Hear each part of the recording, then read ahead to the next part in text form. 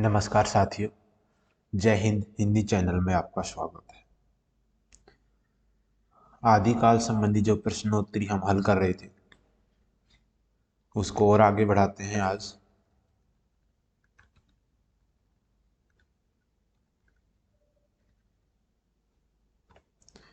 हमने जो है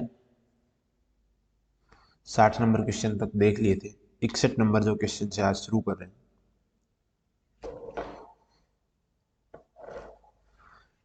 नाथ संप्रदाय से संबंधित जो है नहीं है।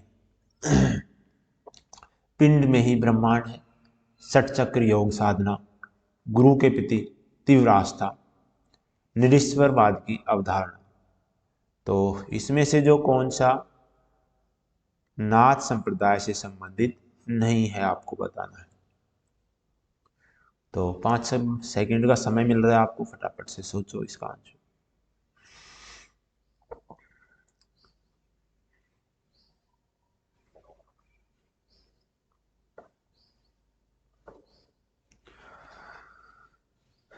बिल्कुल जो है पिंड में ही ब्रह्मांड है, यानी कि जोई जोई पिंडे सोई ब्रह्मांडे।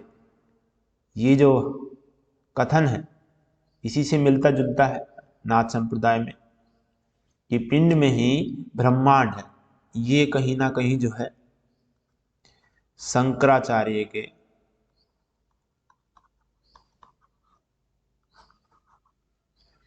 अद्वैतवाद का जो है प्रभाव देख सकते हैं।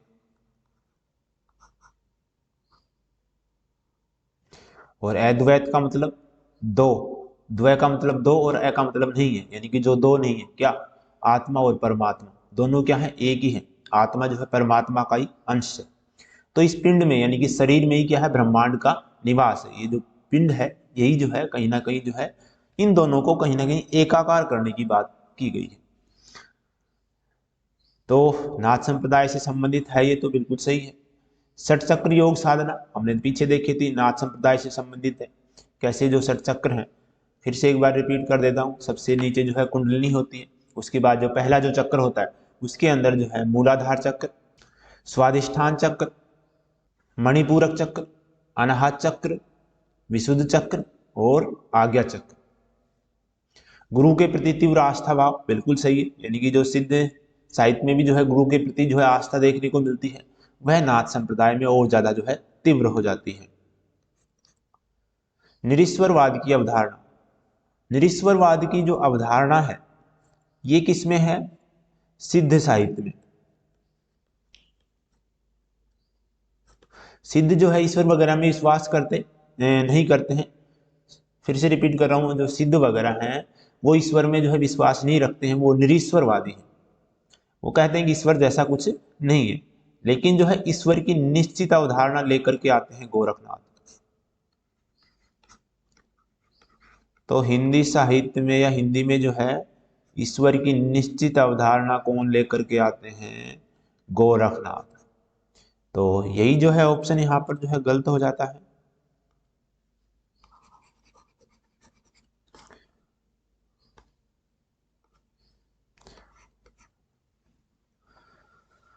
मत्स्येंद्र नाथ की रचना नहीं है। शब्दी, अकुल वीर तंत्र, कुलानंद, कोल ज्ञान निर्णय। मत्स्येंद्र नाथ की जो है रचना कौन सी नहीं है आपको बतानी है।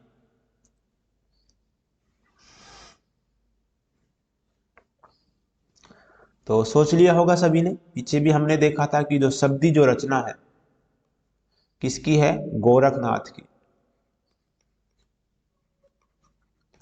शब्दी होगी, पद होगी, लेकिन जो है अकुल वीर तंत्र, कुलानंद, कोल ज्ञान निर्णय और ज्ञानकारी का ये चार जो रचनाएं हैं ये किसकी है? मत्स्येंद्र नाथ की। तो यहां पर जो है शब्दी जो है मत्स्येंद्र नाथ की रचना नहीं है। नेक्स्ट क्वेश्चन पर चलते हैं। शंकराचार्य के पश्चात इतना प्रभावशाली एवं महिमा मंडित व्यक्ति कोई दूसरा नहीं, यह कथन जो है किसका है?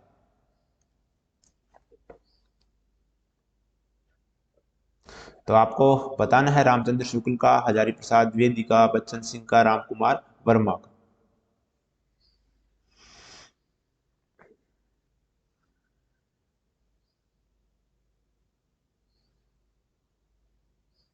तो सभी को पता होगा, हमने पीछे भी इस कथन के बारे में जो है चर्चा की थी कि जो है ये कथन किसका, हजारी प्रसाद द्विवेदी का, नहीं कि रामचंद्र शुक्ल पे जो है मत चले जाना।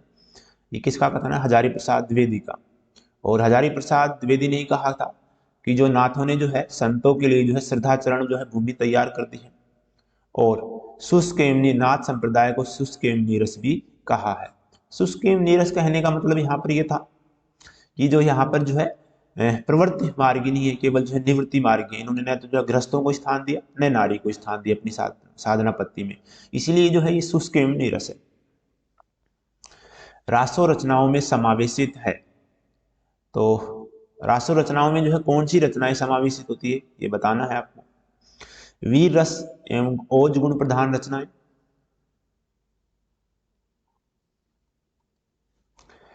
29 मात्राओं के छंद से युक्त रचनाएं, गेय प्रधान रचनाएं, उपर्युक्त सभी।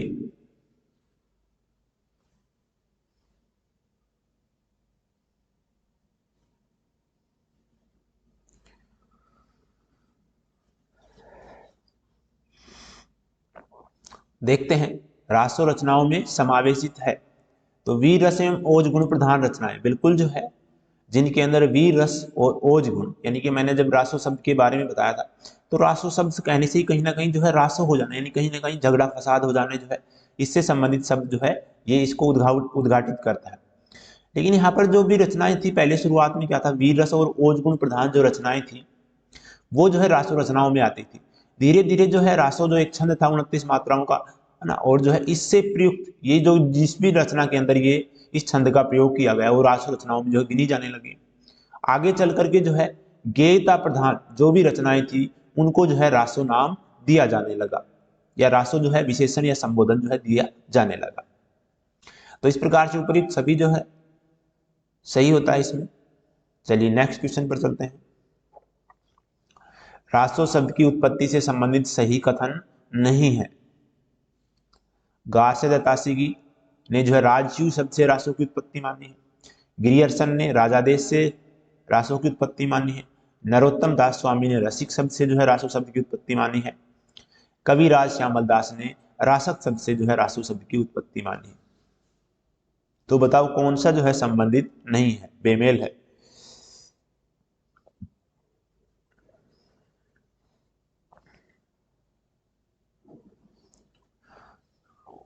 तो सभी ने सोच लिया होगा कि गार्सिया दा तासी ने राजयू शब्द से रासो की उत्पत्ति मानी है, बिल्कुल सही है। गिरियर्सन ने राजादेश शब्द से उत्पत्ति मानी है, बिल्कुल सही है। नरोत्तम दास स्वामी ने रसिक शब्द से जो है रासो शब्द की उत्पत्ति मानी है। लेकिन जो कविराज जो श्यामल दास है इन्होंने जो है रहस्य शब्द से जो है रासो शब्द की उत्पत्ति मानी है। तो अब ये भी बताओ रासक शब्द से किसने जो है उत्पत्ति मानी है रासो शब्द की, और ये सर्वमान्य भी है कहीं ना कहीं। तो सोच लिया होगा आप सभी ने, यानी कि हजारी प्रसाद द्विवेदी।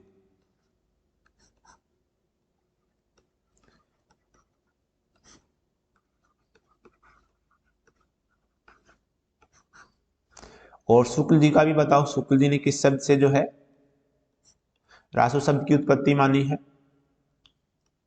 रसायन शब्द से। और उन्होंने इसके लिए जो बीसल देव की पंक्ति को जो है कूट किया है कि नाल रसायन आरंभ, तो यहाँ से जो है रसायन शब्द जो है उन्होंने बीसल देव रासो से उठा करके कहा कि इससे जो है रासो शब्द की उत्पत्ति हुई है। और रस शब्द से पोपटलाल ने जो है रासो शब्द की उत्पत्ति मानी है। तो ये ध्यान रखेंगे गार्से दत्तासी ने जो है राजयू शब्द से, गिरियर्सन ने राजादेश शब्द से, नरोत्तम दास स्वामी ने रसिक से, और रासक हजारी प्रसाद द्विवेदी ने, कविराज श्यामल दास ने रहस्य से, और शुक्ल जी ने जो है रसायन शब्द से रासो शब्द की उत्पत्ति मानी है। तो यहाँ पर जो है सभी को पता चल गया कि ये जो है बेमेल है, घ ऑप्शन।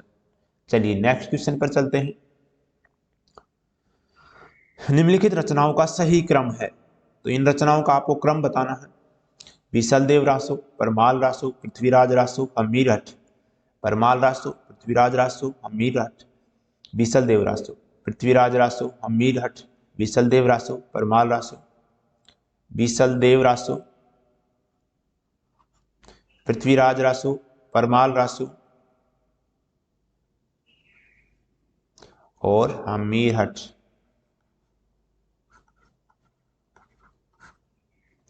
तो आपको बताना है इनमें जो है सही क्रम क्या है।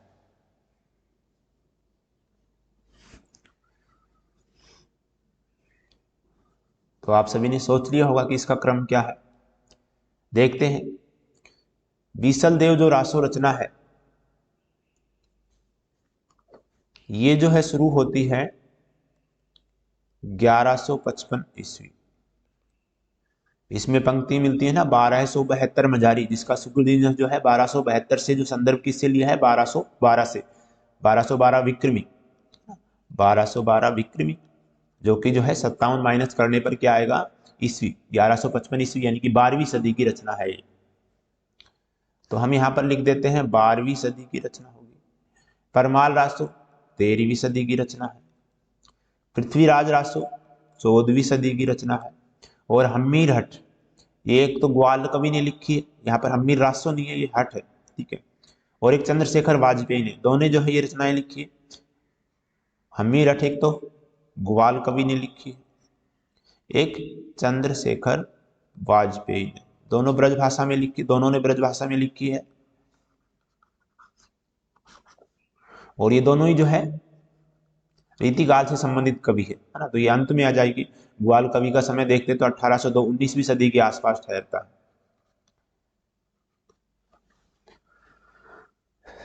तो यहाँ पर हमने देख लिया कि सबसे पहले बीसल देव रासो, फिर परमाल रासो 13वीं सदी, बीसल देव रासो 12वीं सदी, परमाल रासो 13वीं सदी, पृथ्वीराज रासो 14वीं सदी और हम्मीर हठ 19वीं सदी के आसपास की रचना है।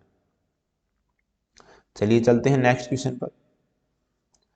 समूचे मध्य युग में जवान की इतनी तेज एवं मन की इतनी खरी नायिका दूसरी नहीं मिलती। ये जो कथन है ये किसका है और किसके बारे में है? बच्चन सिंह का राजमती के लिए, शुक्ल जी का नागमती के लिए, राम कुमार वर्मा का पद्मावती के लिए, उपर्युक्त में से कोई नहीं।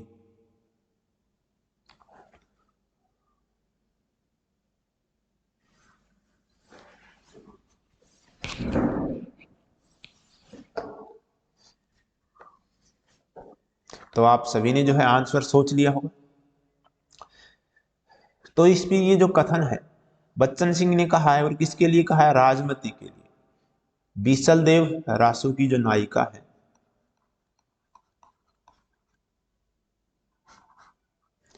बीसल देव रासो की जो नायिका है राजमती, इसके लिए जो है इन्होंने कहा है।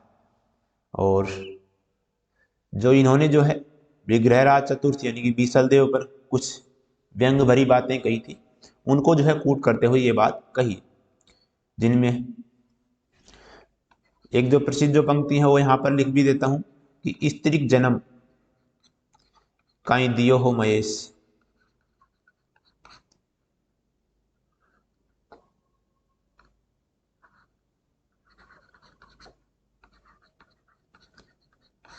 स्त्रीक जन्म काई दियो हो महेश, अवर जन्म धरे घड़ा हो नरेश। ये जो पंक्तियां हैं किससे हैं? बीसल देव रासो से। आगे देखते हैं नेक्स्ट क्वेश्चन। दव का दादा कुपल ले, जीव का दादा ने पाल वही। पंक्तियां जो है किस रचना से है? खुमान रासो, बीसल देव रासो, पृथ्वीराज रासो, परमाल रासो।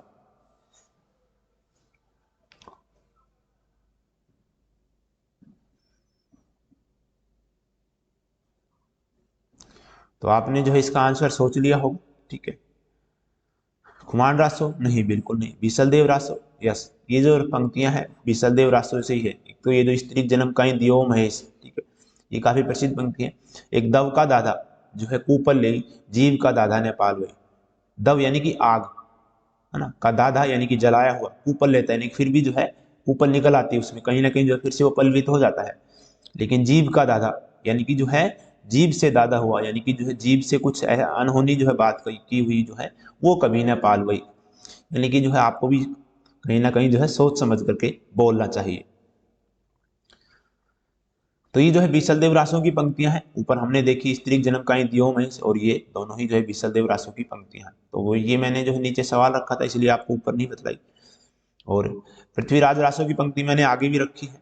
और परमार रासों की जो प्रसिद्ध पंक्तियां है ना, कि 18 वर्ष तक क्षत्रिय जिए आगे जीवन को धिक्कार, है ना, 12 वर्ष तक कुकर जिए 13 लोस जिए सियार, और बरस 18 क्षत्रिय जिए आगे जीवन को धिक्कार, ये जो परमार रासों की प्रसिद्ध पंक्तियां हैं। चलिए नेक्स्ट क्वेश्चन पर चलते हैं। विशलदेव रासों के बारे में सही कथन नहीं है। शुक्लानुसार जो समय इसका जो है 1212 विक्रमी संवत है। ललित मुक्तक ग्रंथ है। नायक विग्रहराज चतुर्थ है। नायिका जो है इसकी नागमती है। तो विशलदेव रासों के बारे में जो है कौन सा कथन सही नहीं है, आपको ये बताना है।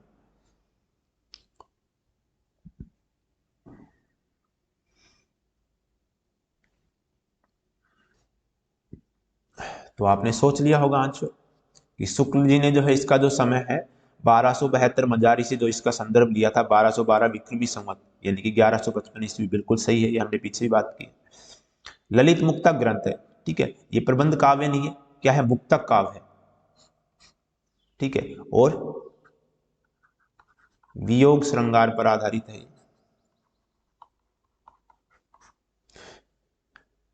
नायक इसके कौन है, विग्रहराज चतुर्थ, बिल्कुल, जो बीसलदेव है उन्हीं का नाम क्या है, विग्रहराज चतुर्थ।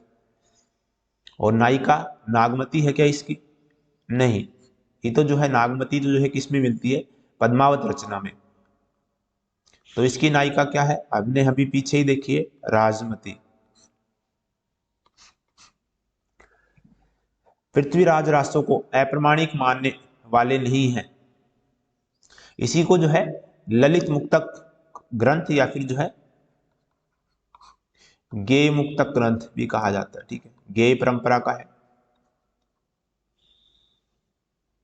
इसी के बारे में शुक्ल जी ने कहा है कि वीर रस परंपरा का जो है ये जो ग्रंथ है, परंपरा में है केवल, आना ऐसा नहीं कि ये जो है वीर रस प्रधान रचना नहीं है ये, ठीक है, ये वियोग से जो है श्रृंगार प्रधान रचना है, ठीक है।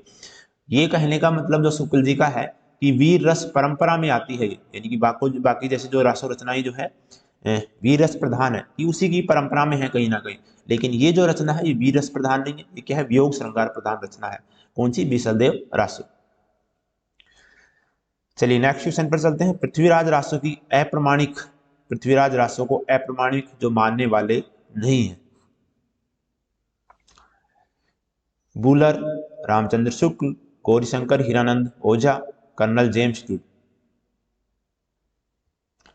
तो आपको बताना है इसको जो है अप्रमाणिक कौन नहीं मानता है। तो कहीं ना कहीं या तो अर्ध प्रमाणिक मानते होंगे या फिर प्रमाणिक मानते होंगे।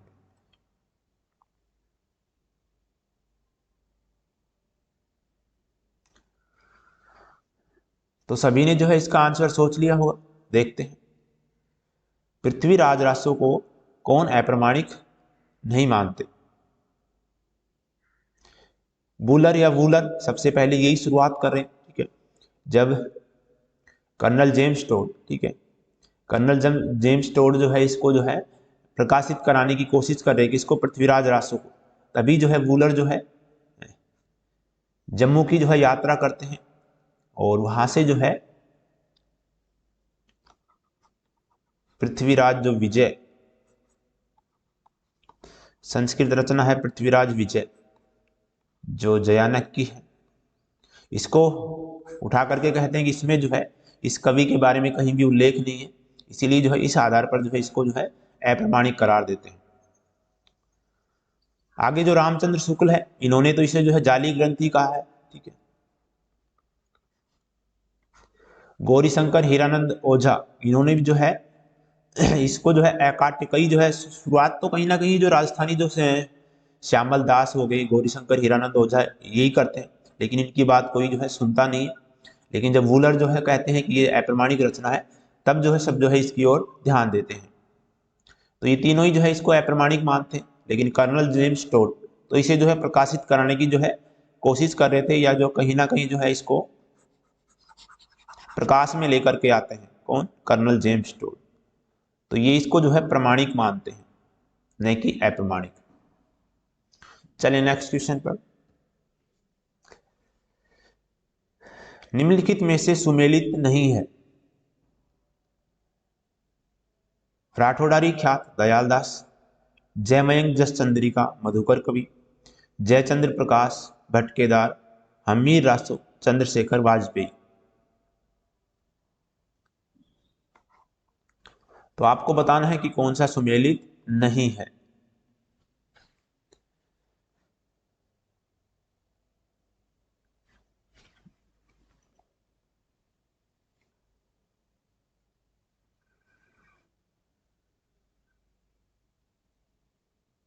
चलिए देखते हैं। राठौड़ारी ख्यात बिल्कुल जो है दयाल दास द्वारा जो है रचित है, बिल्कुल सही है। जयमयंक जस चंद्रिका मधुकर कवि द्वारा, ठीक है। जयचंद्र प्रकाश भटकेदार, ठीक है। ये दोनों रचनाएं काफी बार मिली पूछी गई है, और इसकी जो है केवल इनकी जो है जानकारी यानी कि नोटिस मात्र मिलता है कि ये जो है रचनाएं, ये जो दो कवि हैं ये जयचंद के दरबार में थे, मधुकर कवि और भटकेदार, और इन्होंने जो है जयमयंक जस चंद्रिका मधुकर कवि ने और जयचंद्र प्रकाश भटकेदार ने जो है रची है। ये जो उल्लेख है किसमें मिलता है? दयादास कृत राठौड़ारी ख्यात में ये जो है उल्लेख मिलता है। बाकी जो है ये रचनाएं नहीं मिलती है, ठीक है। हमीर रासो जो रचना है तो बताएंगे किसकी है ये आप? तो आपने सोच लिया होगा कि जो हमीर रासो जो रचना है, ठीक है, इसके रचयिता है सारंगधर,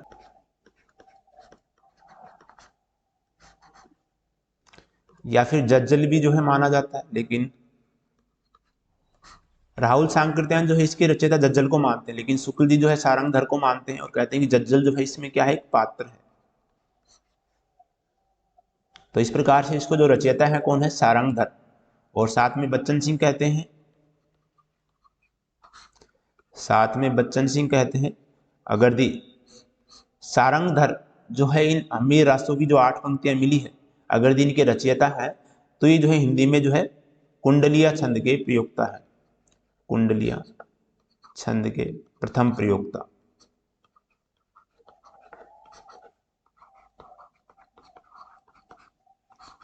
किसने कहा? बच्चन सिंह। चलिए चलते हैं नेक्स्ट क्वेश्चन पर। अच्छा, कुंडलिया छंद किस किस से मिलता है ये भी बताओ।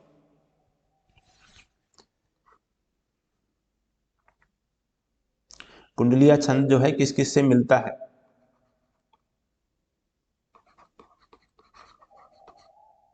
दो छंदों से मिलकर के बनता है कुंडलिया छंद, और ये बनता है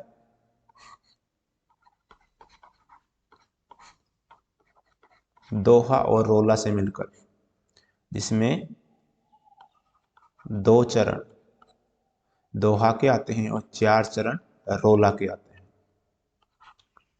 तो इस प्रकार से जो है कुंडलिया छंद मिलता है दोहा और रोला से। इसमें प्रथम 2 पंक्तियां या 2 चरण जो होंगे दोहा के होंगे, उसके बाद जो 4 चरण है वो रोला के होंगे।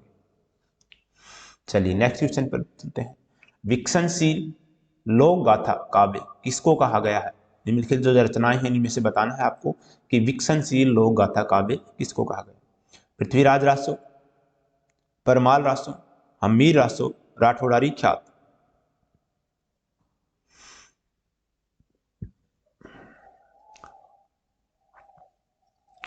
तो आपने सोच लिया होगा कि विकसनशील लोक गाथा काव्य किसे कहा गया है? जो है परमाल रासो, ठीक है। इसको जो है 1865 ईस्वी में जो है चार्ल्स इलियट इसका प्रकाशन कराते हैं। और ये जो पहले जो है उससे पहले जो है इन्होंने जब चार्ल्स इलियट यहाँ पर जो नियुक्ति हुए थे तब इन्होंने देखा कि यहाँ के लोग कुछ ना कुछ गाते हैं, तब इन्होंने जो है देखा कि ये जो है क्या गाते हैं, और इसके आधार पर जो है इनके जो है यानी कि कहीं ना कहीं समय के साथ जो है विकसित होती रही है, और ये लोक कोई गाथा है ना, उस पर आधारित आला और उदल की जो गाथा है ना, तो उसके आधार पर जो है इन्होंने ये परमाल रासो जो रचना है इसका संपादन वैसे देखते हैं तो परमाल रासो का किसने करवाया? श्याम सुंदर दास ने।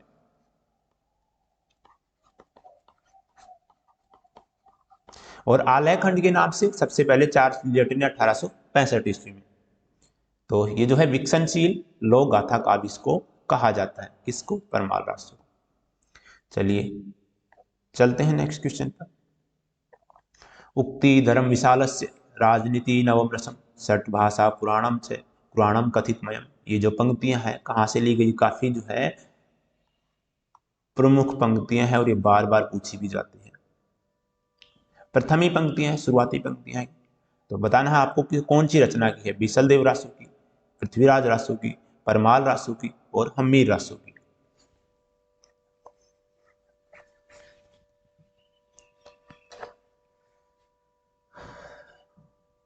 तो आपको बताना है कि ये जो पंक्तियां हैं, उक्ति धर्म विशालस्य राजनीति नवम रसम सठ भाषा पुराणम से पुराणम कथितमयम, कौन सी जो है रचना की पंक्तियां हैं। तो ये जो रचना है पृथ्वीराज रासो, इसकी जो है प्रथम पंक्तियां हैं और ये जो है काफी प्रसिद्ध है, काफी बार जो है एग्जाम में पूछी गई। चलिए नेक्स्ट क्वेश्चन पर चलते हैं। निम्नलिखित में से पृथ्वीराज रासो के बारे में सही कथन नहीं है। आपको बताना है कि कौन सा कथन जो है सही नहीं है। पृथ्वीराज रासो के रचयिता चंद्रबरदाई हैं। नामवर सिंह ने चंद्रबरदाई को छंदों का राजा कहा है। शिव सिंह खेंगर ने जो है चंद्रबरदाई को छंद का राजा कहा है। पृथ्वीराज रासो दुखांत महाकाव्य है। तो आपको बताना है कि कौन सा कथन जो है सही नहीं है।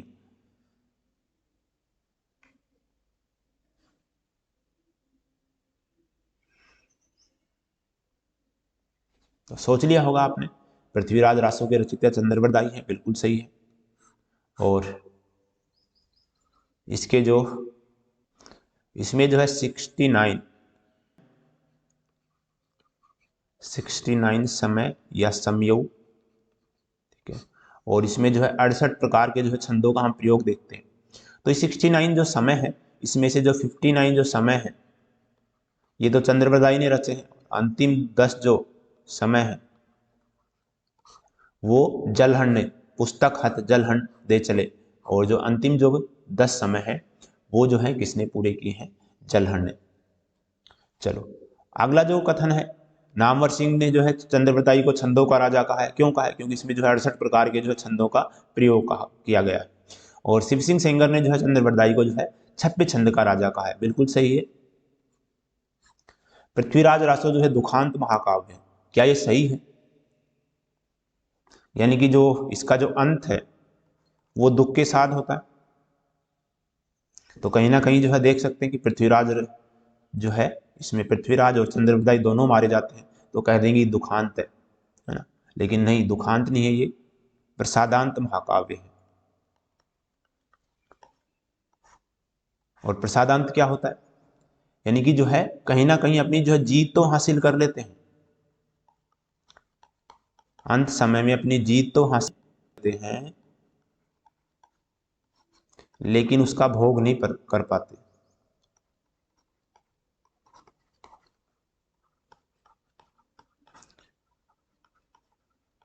कैसे?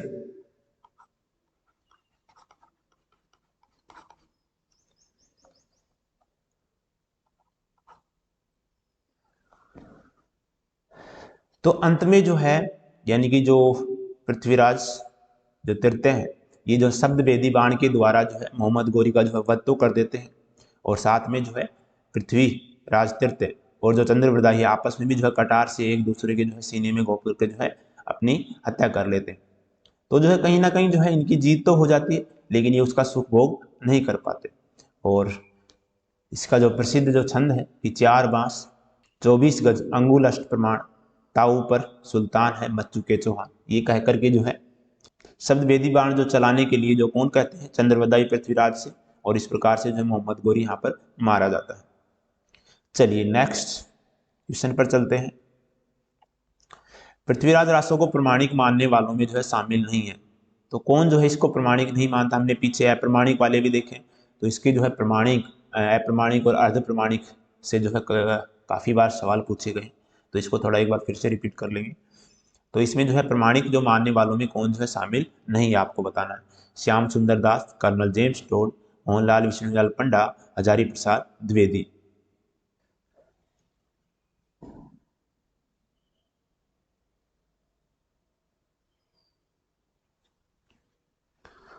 चलिए श्याम सुंदर दास बिल्कुल जो है इसको प्रमाणिक मानते हैं, ठीक है। और इसका जो है संपादन करके प्रकाशन भी करवाया है। कर्नल जेम्स टोड बिल्कुल, ये तो सबसे पहले जो है इसको प्रकाश में लेकर के आते हैं। मोहनलाल विष्णुलाल पंडा बिल्कुल सही है, इसको प्रमाणिक मानते हैं। हजारी प्रसाद द्विवेदी इसको अर्ध प्रमाणिक मानते हैं।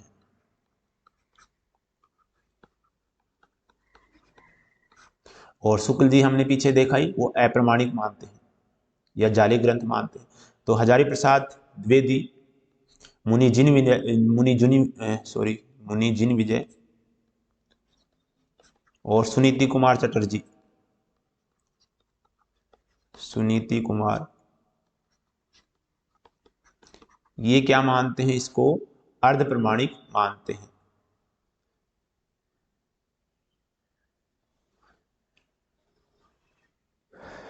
और ये जो मोहनलाल विष्णुलाल पांड्या है, इन्होंने जो है आनंद संवत की परिकल्पना करके इसकी जो तारीखें हैं उनको कहीं ना कहीं जो है प्रमाणिक करार देने का जो है प्रयास किया है।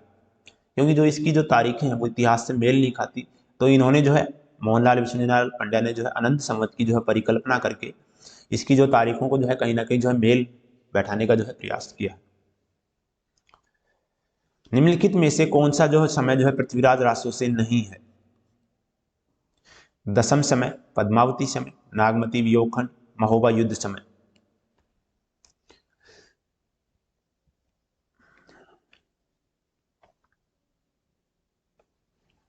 तो देखते हैं, दशम समय या इसी को जो है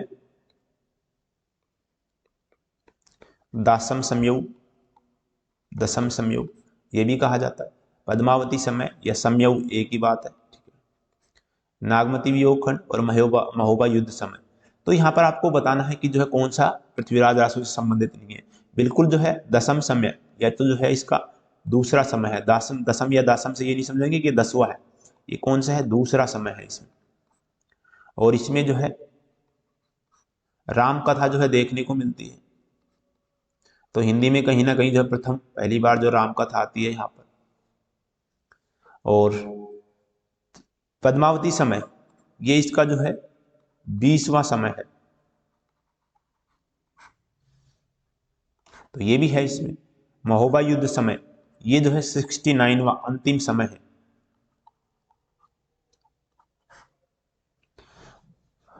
तो कौन सा नहीं, नागमती वियोगखंड, और ये सभी को पता ही है, पद्मावत से संबंधित है नागमती वियोगखंड, ठीक है, नागमती वियोगखंड। तो ये इसका जो है अंश नहीं है। चलिए नेक्स्ट क्वेश्चन पर चलते हैं। किस रचना को महाकाव्यात्मक राजनीतिक त्रासदी कहा गया है? महाकाव्यात्मक राजनीतिक त्रासदी कहा गया है। बीसलदेव रासो को, परमाल रासो को, पृथ्वीराज रासो को, हमीर रासो को।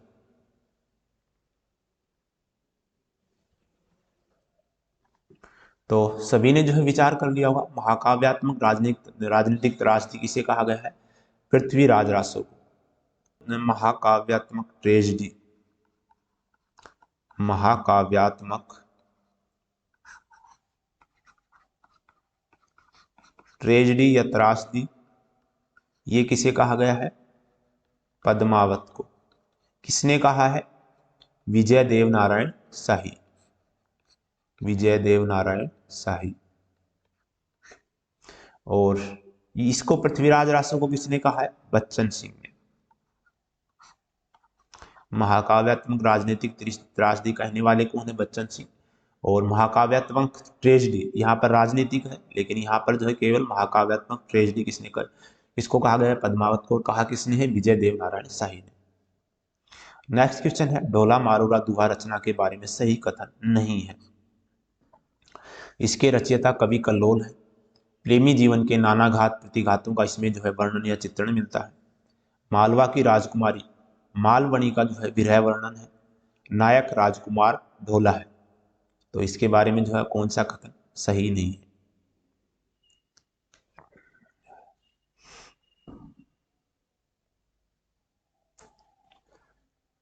तो सभी ने विचार कर लिया होगा, देखते हैं इसका क्या आंसर है।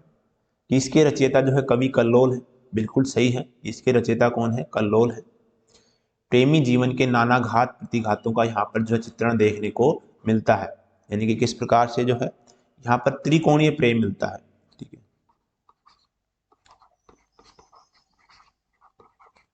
त्रिकोणीय प्रेम मिलता है। और एक तरफ तो है नायक जो है ढोला, और मारू यानी कि मारवणी, और तीसरी यहाँ पर दूसरी जो नायिका है वो है मालवणी। ठीक है, और कहीं ना कहीं जो है तीनों का जो है त्रिकोणीय प्रेम बनता है। तो जो ढोला, जो मारू है वो ढोला से प्रेम करती है, और मालवणी भी जो है इससे ढोला से प्रेम करती है, और ढोला भी इससे करते हैं। इस प्रकार से जो है त्रिकोणीय प्रेम यहाँ पर जो देखने को मिलता है। तो जो मालवणी है वो कहीं ना कहीं जो है मारवणी को जो है, मारवणी के जो संदेश है वो ढोला तक नहीं पहुंचने देती, और इसको जो है मारने का प्रयास भी करती है। इसी प्रकार से कहा गया, इसीलिए जो है इसको कहा गया कि इसमें जो है नाना घात प्रतिघातों का जो है यहाँ पर चित्रण देखने को मिलता है। मालवा की राजकुमारी मालवणी का विरह वर्णन है, क्या ये सही है? नहीं है। क्यों नहीं है? क्योंकि यहाँ पर मारू यानी कि जो मारवणी है इसका जो है विरह वर्णन देखने को मिलता है। नायक राजकुमार ढोला है, बिल्कुल सही है। ये नरवर देश के यानी कि जयपुर के आसपास है के राजकुमार है, और मालवणी मालवा की राजकुमारी है, और जो मारवणी है या मारू है ये है पूगल देश की राजकुमारी, बीकानेर के आसपास है ये पूगल देश की राजकुमारी।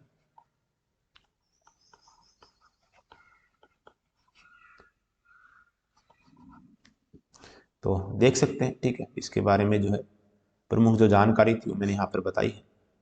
तो इसमें जो है अच्छा जो आंसर होगा वो क्या होगा?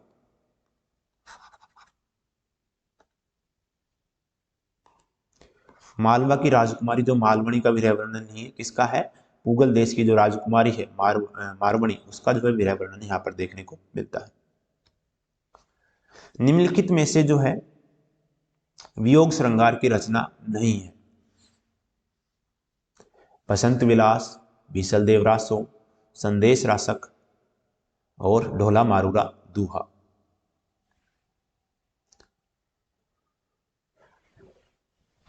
तो आपको बताना है कि वियोग श्रृंगार की, ये श्रृंगार जो है हटा देंगे यहां से, इस रह की जरूरत नहीं है, इस रह की जरूरत नहीं है यहाँ। बस ये जो श्रृंगार है केवल जो है इस री को लगाते हैं, श्रृंगार बोलते हैं। ठीक है, ये रह की जरूरत नहीं है, इसको हटा देना। चलो, तो देख सकते हैं कि बसंत विलास जो रचना है ये किसकी है? संयोग श्रृंगार की रचना। बीसल देवरासो हमने पीछे देखा वियोग श्रृंगार की है, संदेश रासक भी योग श्रृंगार की, और ढोला मारूरा दुआ तो हमने जस्ट पीछे देखी, ये भी वियोग श्रृंगार की रचना है। नेक्स्ट क्वेश्चन पर चलते हैं। वसंत विलास रचना के बारे में सही कथन नहीं है। तो बताना है कि वसंत विलास रचना के बारे में कौन सा कथन सही नहीं है। 84 दोहों में वियोग श्रृंगार की रचना है, इसके कवि अज्ञात हैं, इसका संपादन माता प्रसाद गुप्त ने किया है। इसमें यह चित्रण है कि बसंत का प्रभाव मानव जीवन पर कितने गहरे स्तर तक होता है, इस बात को यहाँ पर जो है रूपायित किया गया है। तो यहाँ पर बताना है कि आपको जो है कि ये इसके बारे में कौन सा कथन सही नहीं है।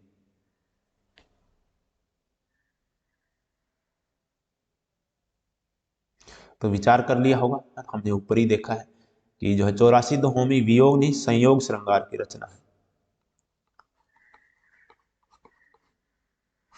यानी कि वसंत का जो है चित्रण देखने को मिलता है, इसमें वियोग श्रृंगार नहीं है, तो क्या है? संयोग श्रृंगार है, प्रकृति का चित्रण है कहीं ना कहीं, और उस प्रकृति का जो है मानव जीवन पर कितने गहरे स्तर तक प्रभाव होता है ना, वसंत का जो है मानवीय जीवन पर कितने गहरे स्तर तक प्रभाव होता है प्रकृति का, तो ये यहाँ पर जो है दिखाया गया है। इसके कवि भी अज्ञात है, और ये 84 दोहों की रचना है। ठीक है, और इसका जो संपादन है वो किसने किया है? माता प्रसाद गुप्त ने किया है। इसमें यह चित्रण किया गया है, ठीक है, वो मैंने बता ही दिया कि बसंत का प्रभाव मानवीय जीवन पर कितने गहरे स्तर तक होता है, तो यहाँ पर जो है पहला ही ऑप्शन सही हो जाता है। तो आप सभी को जो है अपने जो मैंने 20 क्वेश्चन करवाए हैं, ठीक है, इसमें से आपके कितने ठीक होते हैं इसका स्कोर जो है मुझे जरूर लिख करके भेजें। अगर यदि आपका स्कोर जो है 15 से कम जा रहा है ना, तो आपको जो है और ज़्यादा जो है वीडियो बार बार जो देखने की जरूरत है, और जो है ये वीडियो देखनी नहीं, आपको नोट्स भी बनाने हैं। ठीक है, जो भी मैंने पीछे वीडियो डाली उसका नोट्स बनाइए, और उसके जो है 5 या बार बार जो है रिवीजन करिए, उसके अलावा आपको जो है कुछ भी पढ़ने की जरूरत नहीं, आदिकाल के अंदर जो मैंने वीडियो बना दी है, ठीक है, उसी में से आपको जो है सभी सवाल देखने को मिल जाएंगे आदिकाल से संबंधित। हमने जो पूरा विस्तार से आदिकाल का अध्ययन किया है, तो आपको जो है अच्छे से नोट्स बनाने हैं और जो है उसको याद करना है, बार बार रिविजन करना है। और साथ में आपको यहाँ पर जो है 20 क्वेश्चनों का जो आपका स्कोर हुआ है वो जो है कमेंट बॉक्स में लिखना है।